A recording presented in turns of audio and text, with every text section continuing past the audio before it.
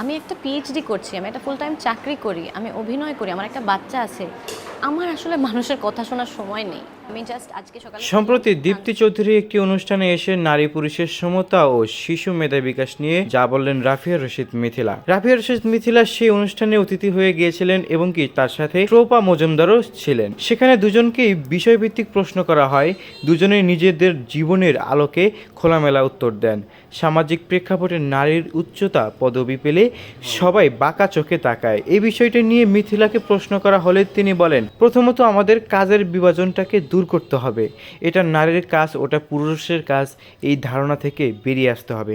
পরিবার থেকে শেখাতে হবে পুরুষের কাজ এবং নারীর কাজ বলতে কিছুই নেই। দুজনকেই যদি সমান অগ্রাধিকার দেওয়া হয় তাহলে বাইরের বিভাজনটা অনেকটাই কমবে বলে জানালেন মিথিলা। সো ভিউয়ার্স, আপনি মিথিলার কথাগুলোকে কিভাবে দেখছেন তা জানিয়ে কমেন্ট করতে পারেন আমাদের কমেন্ট বক্সে।